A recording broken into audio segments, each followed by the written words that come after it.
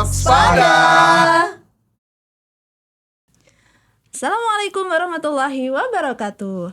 Tok tok tok Spada, Solusi Pajak Madya Jakarta Selatan 2. Halo kawan pajak, bagaimana kabarnya hari ini? Kembali lagi di channel podcast KPP Madya Jakarta Selatan 2 dengan kami bertiga.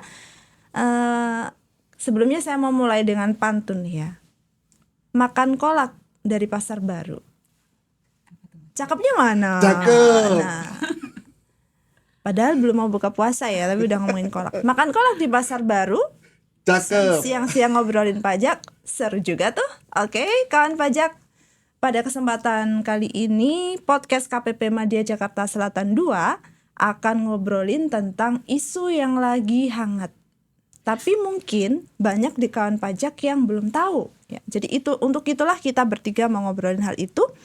Untuk spill the tea nih ya. Jadi akan ada apa di pertengahan tahun 2024 yang tentunya harus kawan pajak ketahui karena itu sangat berpengaruh dengan proses bisnis wajib pajak nanti. Nah, kita mau ngobrolin soal apa? Jadi kawan pajak mungkin sudah sempat dengar mengenai core tax sistem DJP alias sistem apa Mas Kusna? Sistem inti perpajakan ya kawan pajak ya. Dan sudah hadir bersama saya di sini sebagaimana sudah kawan pajak sering lihat apabila sering mengikuti channel kami baik di IG atau YouTube. Di ujung sana ada Mas Krisna. Selamat siang Mas Krisna, gimana kabarnya? Selamat siang Mbak, Alhamdulillah Mbak. Luar biasa. Luar biasa ya. Puasa lancar Mas? Alhamdulillah. Alhamdulillah lancar. Di tengah-tengah kita juga sudah ada Mbak Rini. Apa kabar Mbak Rini? Alhamdulillah. Sehat-sehat. Alhamdulillah. Selamat Lancar. sore kawan pajak semua. Ini siang apa sore sih ya? Oke, semangat sore kawan pajak. Soalnya kita bayangannya tuh udah mau mendekati buka puasa. Tadi gara-gara kolaknya ini, pantunya kolak Mbak. Jadi kepikirannya udah Jadi sore udah ya. semangat nih untuk buka. Jadi kayak tanaman ini udah kayak sayur urap gitu. Jadi kawan pajak, Mas Krisna, Mbak Rini, kita mau ngobrolin soal Cortex nih. Nah, kita mau kenalan sama Cortex karena mungkin ada kawan pajak yang sama sekali belum tahu apa itu Cortex. Jadi kenapa DJP harus mengimplementasikan Cortex, nanti kita akan bahas dalam 30 menit ke depan. Kita ke Mas Krisna dulu nih. Cortex dulu deh Mas, apa itu Cortex? Baik Mbak, mungkin cerita dikit ya terkait asal muasal Cortex ya Mbak ya. Jadi sejak tahun 2016 itu pemerintah tuh kan sedang menjalankan reformasi perpajakan jilid 3 Mbak. Nah, reformasi ini berlandaskan pada lima pilar penting dalam perpajakan ya Mbak ya, administrasi perpajakan. Contohnya ya Mbak, diantaranya yang pertama adalah organisasi, SDM, proses bisnis, teknologi informasi dan basis data, dan yang terakhir peraturan perundang-undangan. Dan sistem inti administrasi perpajakan atau kita bilangnya sekarang Cortex ya Mbak ya. Ini hasil dari rancang ulang proses bisnis administrasi perpajakan melalui pembangunan sistem informasi yang disertai dengan pembenahan basis data perpajakan sehingga sistem perpajakan nantinya menjadi lebih mudah, andal, terintegrasi, akurat, dan pasti Mbak. Mantap banget. Dan sistem baru ini Mbak, Oke. rencananya seperti yang tadi disinggung sedikit-sedikit ya Mbak ya, rencananya memang akan mulai digunakan per 1 Juli 2024 ini. Oleh karena itu Mbak, saran saya nih ke kawan pajak, yuk mulai nih cari-cari info terkait Cortex ini nanti biar nanti nggak kaget nih pas implementasi di 1 Juli 2024 gitu Mbak. Jadi benar ya, di pertengahan tahun 2024 mau ada sesuatu di sistem perpajakan kita nyebutnya enaknya Cortex ya kawan pajak ya. Nah, terus pertanyaannya nih, kenapa harus diperbaharui sistemnya Mbak Rini ya? Soalnya kan biasa ya orang Indonesia itu udah di-spill gitu lama, tapi tetap aja pas implementasi gerodak-geruduk, kaget gitu. Nah, tapi terus pada nanya kenapa harus diubah sistemnya Mbak Rini? Iya. Jadi sebenarnya itu ada banyak pertimbangan yang mendorong perubahan sistem ini ya. Tapi alasan utamanya itu adalah adanya keterbatasan sistem inti DJP saat ini. Contohnya itu sistem perpajakan saat ini belum mencakup semua proses bisnis yang pertama ya. Kemudian adanya peningkatan beban akses dan pengelolaan datanya. Dan yang terakhir itu untuk mengimbangi perkembangan dunia digital yang terkini. Oke, jadi itu latar belakangnya kawan pajak ya, kenapa harus DJP harus merombak istilahnya ya, Mas Krisna. Terus tadi kan Mas Kris sempat bilang bahwa ini tuh merupakan rancang ulang proses bisnis ya. Nanti berarti ada yang akan berkaitan langsung dengan wajib pajak dan ada yang berkaitan dengan proses bisnis kita ya sebagai petugas pajak. Nah, ini untuk diketahuikan pajak, Mas Krisna, yang berkaitan langsung dengan wajib pajak nanti apa aja proses bisnis yang dirancang ulang itu, Mas Kris? Iya Mbak, jadi kalau boleh cerita lagi, secara keseluruhan nantinya tuh akan ada 21 proses bisnis ya kan, yang dirancang ulang dikelompokkan jadi 21 pokoknya. Oke. Nah, tapi kalau pajak nggak usah khawatir, nanti hanya ada 5 proses bisnis yang akan bersinggungan dengan wajib pajak, dengan kawan pajak ya. Yang pertama kalau boleh saya rinci Mbak ya, yang pertama adalah proses bisnis registrasi, kemudian proses bisnis pembayaran, proses bisnis pelaporan, proses bisnis layanan dan edukasi, dan yang kelima adalah taxpayer account management. Kita singkatnya TAM ya kan. Nah, dari kelima proses bisnis ini Mbak, nantinya akan tercakup atau dimuat dalam satu aplikasi baru. Kita menyebutnya saat ini adalah taxpayer portal. Seperti itu Mbak. Oke, jadi semuanya nanti ada dalam satu rumah ya, Mas Krisna ya. Mbak. Oke, makin penasaran nih kawan pajak seperti apa masing-masing. Tadi kalau saya nggak salah mencatat ya dalam ingatan. Yang pertama proses bisnis registrasi atau pendaftaran. Oke, detailnya gimana Mbak Rini? Apa yang berubah dari probis registrasi nanti di Kortex ini Mbak Rini? Nah, untuk proses bisnis registrasi ini banyak banget Mbak Kia perubahannya. Jadi ada beberapa yang menurutku sangat membantu wajib pajak ya. Contohnya itu terkait tempat dan saluran pendaftaran. Jadi nanti kedepannya dapat dilakukan di unit manapun, kemudian dapat melalui pos atau saluran digital, dan bisa juga melalui kering pajak. Nah, kemudian serta diperluas melalui OSS untuk usahawan dan AHU untuk badan usaha dan badan hukum. Oke, enak ya, berarti bisa dilakukan di unit manapun kawan pajak. Oke, yang kedua terkait dengan validasi data, ini validasi akan langsung dilakukan ke instansi pemilik data sebagai single source of truth. Nah, contohnya itu validasi NIK itu langsung ke Dukcapil. Langsung link ya. Iya, betul. Kemudian terkait pemberian informasi bagi wajib pajak baru. Nah, ini nantinya akan dikirimkan starter pack ke email wajib pajak yang bersangkutan setelah wajib pajak tersebut berhasil mendaftar. Oke, jadi kayak petunjuk penggunaannya gitu dan sebagainya ya kawan pajak ya. Nah, selanjutnya ini yaitu proses registrasi. Nah, proses registrasi ini sudah mengakomodir isian multiple field. Jadi ketika kedepannya wajib pajak dapat mendaftarkan lebih dari 1 KLU. Kemudian dapat juga mencantumkan semua alamat. Kan selama ini kan yang dicantumkan hanya KTP saja ya. Namun untuk kedepannya nanti bisa baik itu alamat di KTP, alamat domisili, korespondensi, dan kegiatan. Jadi lebih mudah ya. Banyak sekali ternyata kawan pajak perubahan yang akan berubah nanti di probis registrasi. Terus kalau nggak salah catat lagi tadi yang kedua probis pembayaran. Nah, kalau probis pembayaran apa aja yang akan berubah nih? Siap Mbak Kia. Jadi kedepannya nanti ada banyak juga perubahan untuk tata cara pembayaran. Di antaranya itu terkait dengan pembuatan kode billing. Kedepannya dimungkinkan untuk satu kode billing ini dapat digunakan untuk satu atau beberapa jenis atau masa atau ketetapan pajak. Jadi tersedia juga daftar tagihan yang belum dibayar serta daftar kode billing yang belum atau sudah dibuat atau belum dibayarkan.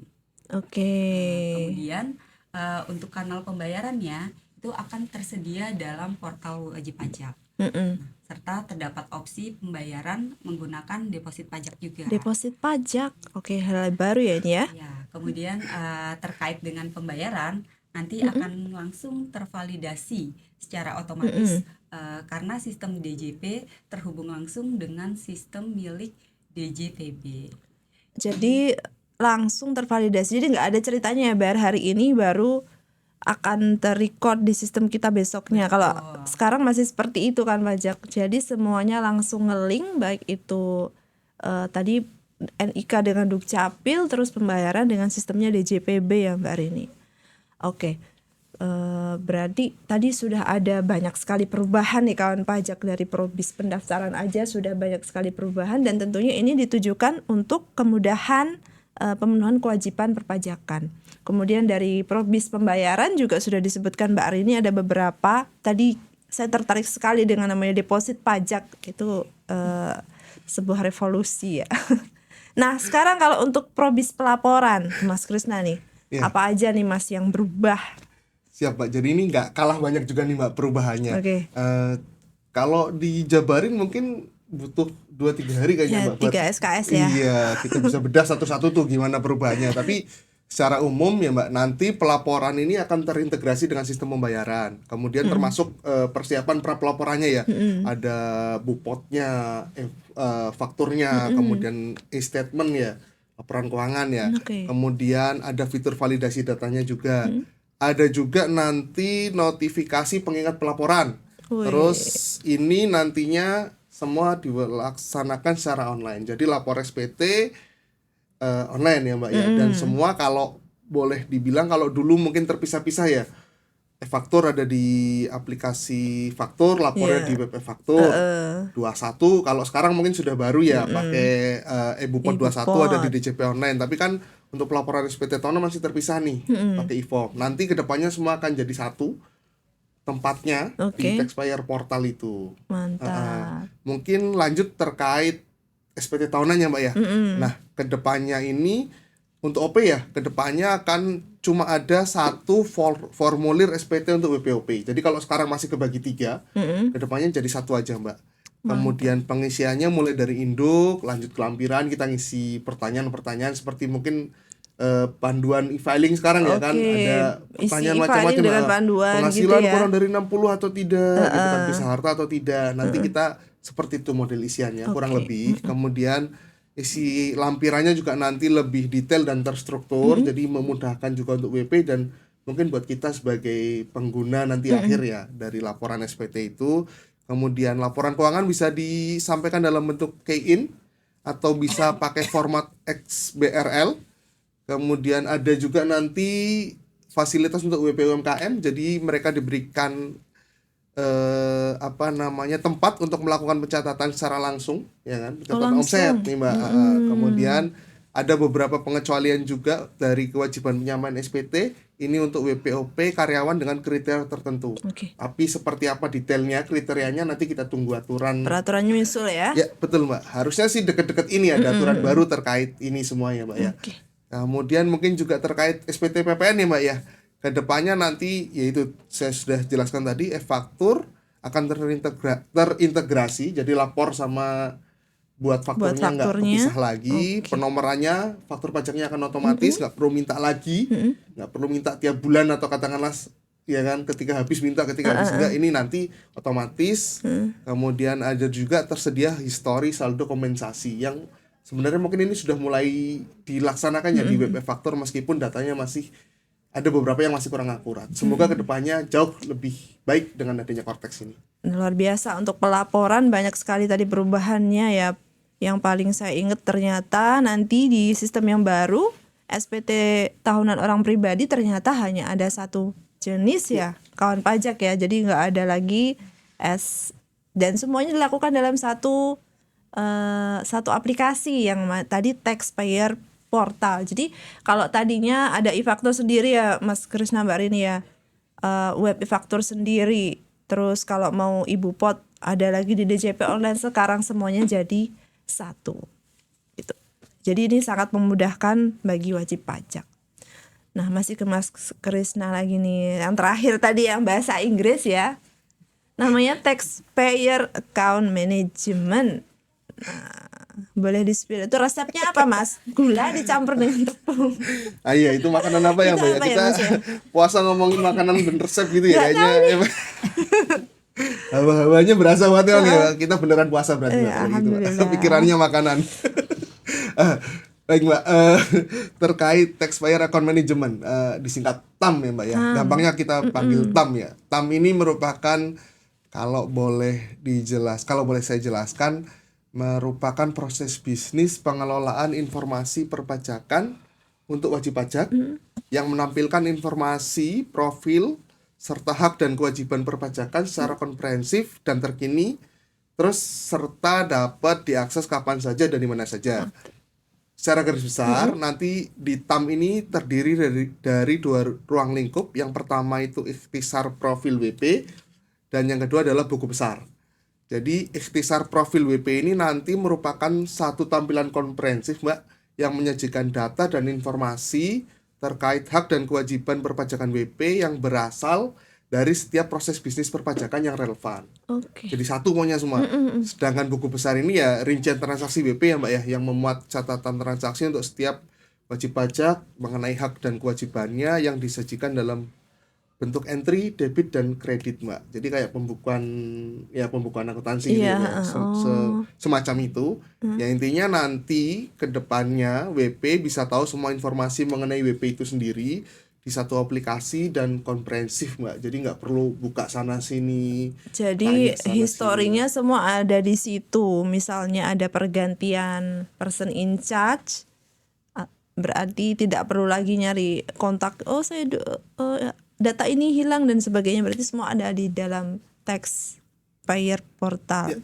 Dan tadi di taxpayer account management ya, kawan pajak ya. Mantap sekali. Nah kemudian setelah itu ada probis namanya, yang sangat terkait dengan kita nih ya, para penyuluh, kakak-kakak penyuluh ya, adalah proses bisnis, layanan, dan edukasi. Nah ini apa nih yang akan baru nih Mbak Rini di Cortex ini terkait layanan dan edukasi? Iya, jadi terkait dengan proses bisnis edukasi ya, layanan ini merupakan proses bisnis yang menyediakan informasi, kemudian edukasi dan layanan yang dibutuhkan oleh wajib pajak maupun non wajib pajak untuk memenuhi kewajiban perpajakannya. Oke. Jadi akan sangat bersinggungan nih dengan wajib pajak dengan teman-teman penyuluh nih. Untuk proses bisnis ini juga terdiri dari 3 ruang lingkup.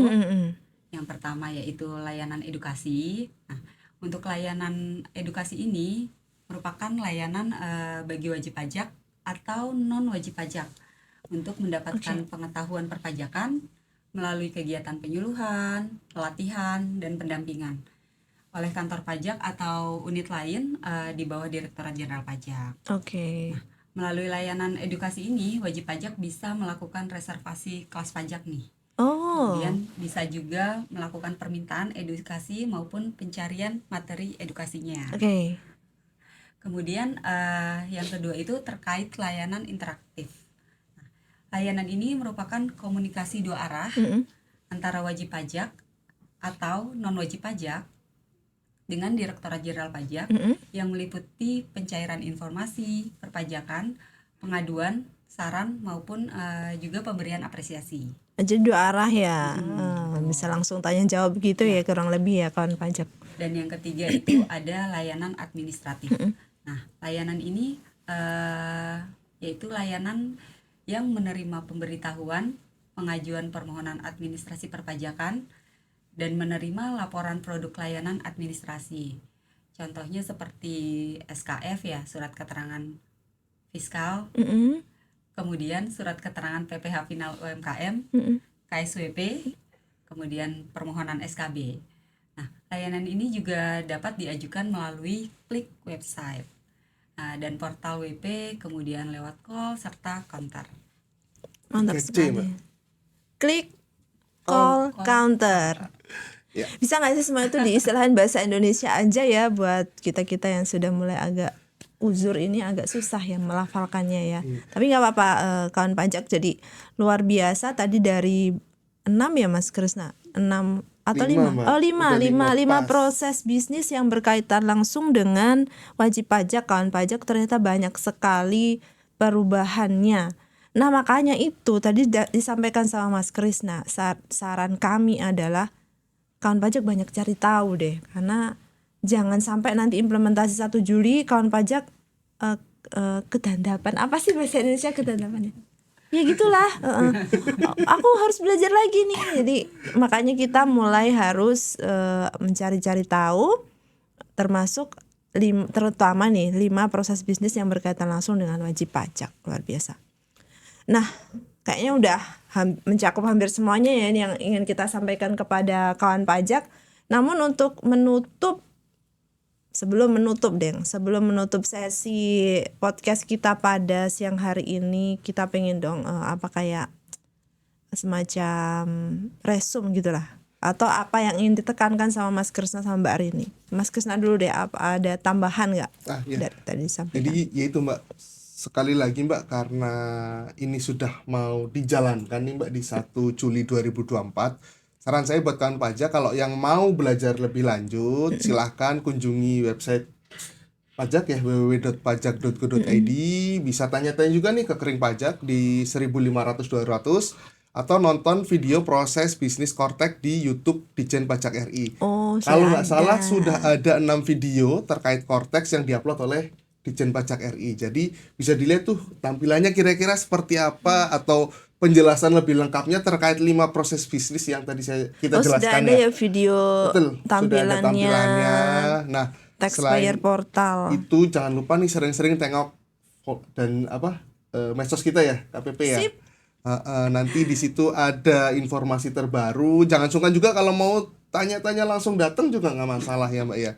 Nanti pastinya ketika akan ada implementasi kita akan ada sosialisasi. Cuma jadwalnya seperti apa, makanya seringlah ikuti. Iya. Jadi stay tune. Kalau Mbak Rini ada nggak ingin ditambahkan Mbak Rini? Jadi ini khusus untuk wajib pajak orang pribadi ya. Jadi untuk WPOP ini kan nanti identitas yang digunakan pada Kortex yaitu NPWP 16 digit nih. Nah, mumpung juga lagi laporan SPT tahunan nih, wajib pajak kan pasti mengunjungi DJP online ya. Nah, untuk pemadanan NPWP ini itu bisa dilakukan di DJP online sekalian. Itu menunya di mana? Wajib pajak bisa mengunjungi menu profil wajib pajak. Di situ nanti bisa memvalidasi antara NPWP wajib pajak dengan NIK yang sudah terdaftar di Dukcapil. Jadi mumpung ya kawan pajak, sekalian lapor SPT, sekalian pemadanan NPWP NIK. Karena NIK akan otomatis dipakai nanti di Kortex, dan untuk NPWP 15 digitnya tidak akan berlaku lagi per 1 Juli 2024. Jadi segeralah lakukan pemadanan NPWP NIK, itu pesan dari Mbak Rini. Sayang sekali waktunya sudah belum sore sih. Cuman kalau kawan pajak nonton kami terlalu lama ngantuk, terus lapar, pokoknya banyak madorotnya deh kalau kami kelamaan bicara ya.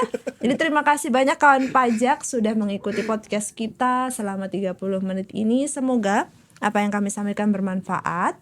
Nggak cukup di sini saya kira, karena Kortex ini sangat luas. Silahkan secara aktif mencari pengetahuan tadi dari website, atau kawan pajak bisa datang langsung atau telepon atau WhatsApp, menggunakan media komunikasi dengan pegawai pajak dengan banyak saluran. Dari kami, saya, kemudian Mbak Rini dan Mas Krisna, mohon maaf apabila ada kekurangan. Sampai jumpa di sesi podcast kami berikutnya. Tak pada Solusi Pajak Madya Jakarta Selatan 2. Sampai jumpa. Assalamualaikum warahmatullahi wabarakatuh.